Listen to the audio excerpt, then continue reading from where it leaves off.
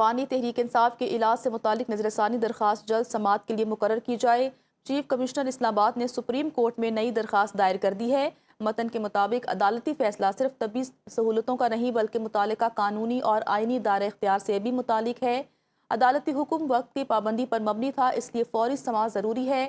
تحریک انصاف نے بھی بانی تحریک انصاف کو شفا اسپتال منتقل نہ کرنے پر سپریم کورٹ سے رجوع کر لیا۔ بانی کی ہمشیرہ ڈاکٹر عظمیٰ خان نے حکومت کے خلاف توہین عدالت کی درخواست دائر کر دی ہے۔ سپریم کورٹ کے 18 اگست کے حکم کی مبینہ خلاف ورزی پر توہین عدالت کی کارروائی کی استدعا، موقف اختیار کیا، جواب دہندگان کو توہین عدالت کا مرتکب قرار دے کر قانون کے مطابق سزا دی جائے۔ استدعا کی بانی تحریک انصاف کو فوری طور پر شفا انٹرنیشنل اسپتال اسلام آباد منتقل کیا جائے۔ حکم پر عمل درآمد یقینی بنانے کے لیے عدالتی افسر کی تعیناتی یا لوکل کمیشن مقرر کیا جائے۔ حکومت کا تحریک انصاف پر توہین عدالت کا الزام، وزیر اطلاعات عطا تارڑ نے پاکستان تحریک انصاف کی توہین عدالت کی درخواست بے بنیاد قرار دے دی۔ کہتے ہیں تحریک انصاف نے عدالتی احکامات کی خلاف ورزی کی۔ سپریم کورٹ کے واضح احکامات تھے کہ علاج پر سیاست نہیں کی جائے گی۔ پریس کانفرنس کر کے عدالتی حکم عدولی کس نے کی؟ شفا اسپتال کے باہر ٹولیوں کی شکل میں لوگ کس نے اکٹھے کیے؟ بانی تحریک انصاف کی صحت پر پروپیگنڈا کیا جا رہا ہے۔ بانی تحریک انصاف کا طبی معائنہ شفاف طریقے سے کرایا گیا۔ ڈاکٹر عظمیٰ خان اور شفا اسپتال کے ڈاکٹرز موجود تھے۔ بانی تحریک انصاف جب خود وزیر اعظم تھے تو دوسروں کی صحت پر سیاست کرتے تھے۔ ہم نے کبھی کسی کی صحت پر تضحیک آمیز رویہ نہیں اپنایا۔ حکومت کا موقف تو واضح رہا ہے۔ آرڈر کے آنے کے بعد جب امپلیمنٹیشن ہو گئی، معائنہ ہو گیا اور کورٹ کی ریکوائرمنٹ کے مطابق کروایا گیا ہے، اور ان کی ہمشیرہ وہاں موجود تھیں اور شفا کے ڈاکٹر بھی وہاں موجود تھے، اور تمام تر جو کورٹ کے آرڈر کی ریکوائرمنٹس تھی ان کو پورا کیا گیا۔ قیدی کو جیل سے ٹرانسفر کرنا ہے ایک اسپتال میں، اور آپ رکاوٹیں خود کھڑی کر دیں۔ اب میں آپ کو یہ بتاؤں گا کہ کنٹیمپٹ کس نے کیا اور کیسے کیا۔ جب سپریم کورٹ نے کہا کہ نہ سیاست ہوگی اس کے اوپر، نہ بیان بازی ہوگی، سیاست بھی ہوئی، بیان بازی بھی ہوئی، رکاوٹ بھی کھڑی کی، اور انتظامیہ کو جو ہدایت کی گئی تھی کہ سیکیورٹی پرووائڈ کرنی ہے اس میں بھی رکھنا ڈالا گیا۔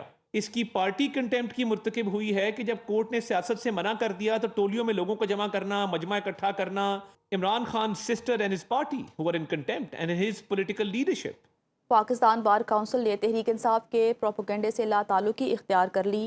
وائس چیئرمین کا کہنا ہے کہ 8 اراکین کے بیان کو پاکستان بار کونسل کا اجتماعی موقف قرار نہیں دیا جا سکتا۔ جمہوری اصولوں کے تحت چلنے والے ادارے میں اقلیت اکثریت پر اپنا موقف مسلط نہیں کر سکتی۔ پنجاب بار کونسل نے بھی تحریک انصاف کے سیاسی پروپیگنڈے سے اظہار لا تعلقی کیا۔ اعلامیے کے مطابق چند افراد کے بیان کو پوری قانونی برادری کی اجتماعی آواز قرار دینا درست نہیں۔ وکلا میں انتشار پیدا کرنے والے بیانات کی حوصلہ افزائی نہیں کی جا سکتی۔